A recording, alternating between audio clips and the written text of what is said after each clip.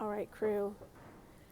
I promise you I'll never give up. I'm at the airport waiting to fly to the Netherlands, and here I am, still reading the Bronze Bow, right? We're in this together, and we're on chapter 13. I think you're going to be able to hear me okay. All right, here we go. Daniel's chief doubt about the new meeting place, that it would take him from home for long hours at a time, resolved itself more simply than he expected. Leah listened to his explanation and seemed to grow accustomed to his absences, as she had once accepted the fact that her grandmother must work in the fields. Leah was gaining confidence. She did not tire as readily at the loom. She had even completed a length of cloth which had been paid for by the servant of the widow of Chorazin. When Daniel had laid the shining silver talent in his sister's hand, she had been bewildered. He realized that she had never before known any recompense for her hours at the loom. He showed her how to sew the coin into her headscarf, where every village girl, even the poorest, boasted the jingling coins that would be her dowry. Leah was as enchanted as a child. Now she always wore the headdress as she worked, and from time to time her hand stole up to touch the coin. Underneath the scarf, the long yellow hair was always combed and carefully arranged. Was it the work in the little garden that had brought a faint flush to her pale cheeks? One afternoon, looking through the door of his shop, Daniel saw two figures coming slowly along the road in the shimmering waves of heat. One, he soon saw, was Joel. The other he was not sure of. A new recruit? The two figures were almost at his door before he recognized, with a shock of pleasure, that the one who had come with Joel was his sister, Malthace. She wore a yellow mantle with a green embroidered girdle and a green and white striped headdress that showed just the edge of the dark sweep of her hair. "I've never been in a blacksmith shop before," she exclaimed, sweeping back the headdress in the impulsive gesture Daniel always remembered first when he thought of her. "I've been begging Joel to let me come to see it." Embarrassed, Daniel wiped his sooty hands and brought a jar of water from the house, wishing he had more to offer. "I'd like to ask you to come into Simon's house," he began. "It doesn't matter. It's lovely here in the shop," said Malthace quickly. The two visitors sat on the bench and watched him complete the lock that he had promised to deliver before sunset. "I'm glad you came today," Daniel told Joel when the work was done. "There's an apprentice I want you to meet over in the streets of the weavers. I think he wants to join us, but he has some foolish ideas in his head that the rabbi has taught him. I can't talk him out of them, but you could." "Go along and see him," Malthace suggested. "I don't mind staying here alone. I'd rather start back when it's cooler." "Are you sure? It would only take a short time." It took a considerably longer time than Daniel had reckoned, because Joel and the young weaver lost themselves in the intricacy of a theological debate. It was nearing sunset when they started back toward the smithy. "He's going to be one of the best we have," Joel said, "but you should have stopped us. When I get started on an argument, I forget what time it is." He did not seem to want to hurry, however, and shortly it appeared that he had something else on his mind. "I put off telling you this," he said finally. "I don't know just why. I saw your carpenter again." "Was Simon with him?" "Yes. As a matter of fact, when I told you that day that I'd run into Simon, that wasn't altogether true. I went back to Bethsaida on purpose. I went back several times. Lately I've been getting up early to hear Jesus when he talks to the fishermen." Daniel was surprised. "You think he will help us?" Joel hesitated. "He has helped me. He has explained several points of the law that have always puzzled me." "Explain them to you? You're the scholar. He is only a carpenter." "I don't know where he got his training," Joel said, "but he knows the scripture. Some of his ideas are the same as Father's, only he seems to go beyond somehow. He has a way of making something very clear and uncomplicated, so that you wonder why you never thought of it that way before." The first time I heard him, Daniel said, I thought that if only he and Rosh could join together. I thought so too. So many people follow him. Some mornings there are more than 100. If anyone could persuade them, but then again, I'm not sure. I wish you'd come to listen to him, Daniel. Every time I hear him, I wish you were there. We both think... Does Kemuel go with you? Daniel laughed. Not Kemuel.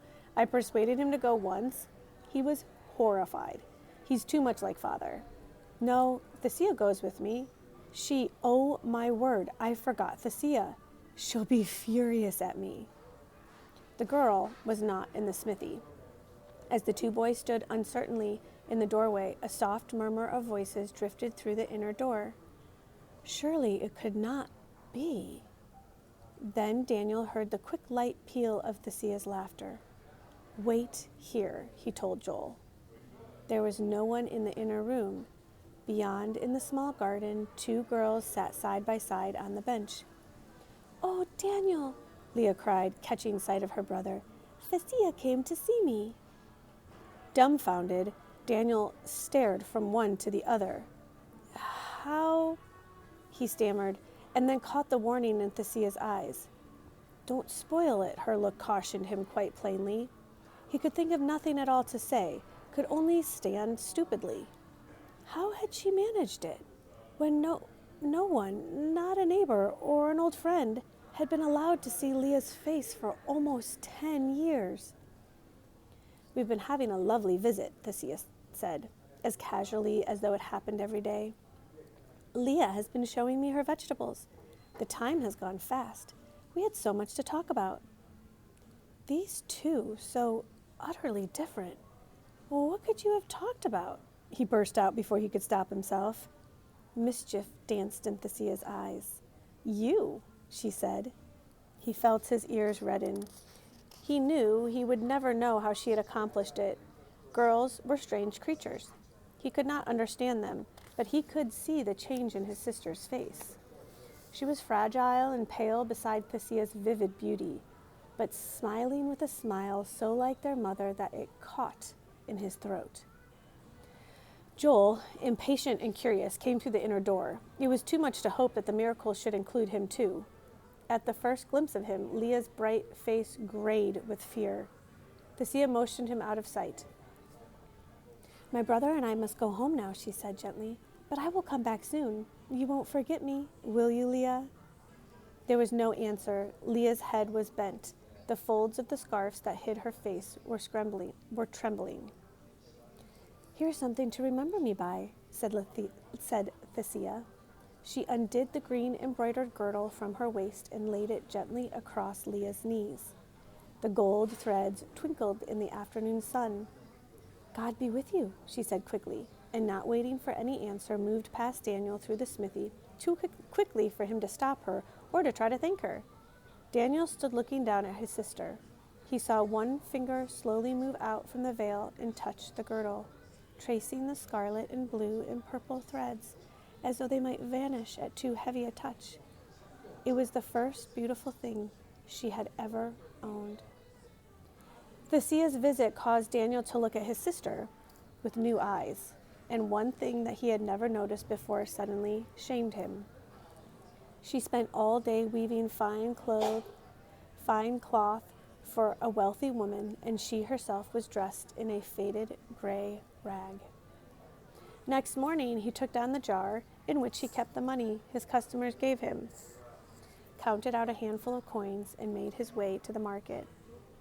It was a confusing place, the kind a man did well to stay away from. The booths of the weavers were surrounded by women, chattering like a woods full of sparrows, fingering the length of scarlet and purple, bargaining with sharp, accusing screams. He gathered his courage and approached, trying to ignore their derisive glances. Presently, he found what he wanted, a length of smooth cotton, the clear, fresh blue of the catsup blossoms. How much? He growled. A girl with gold earrings studied him shrewdly. Blue dye is rare, she said. 2 shekels. He knew it was too much. He had no way of knowing how much too much, and he had no knack for bargaining anyway. He paid the money and cursed himself when she did not hide her content. Thread? He glared at her. When she had found it for him, "Do you have a needle too?" he asked. The girl laughed. "We don't sell needles. Surely your wife must have a needle." He said nothing, but the flush creeping up in his cheeks made the girl laugh again. "Oh," she said, "a present, is it? Wait a minute." She delved beneath a pile of odd articles. "Here, take one of mine. I won't charge you for it."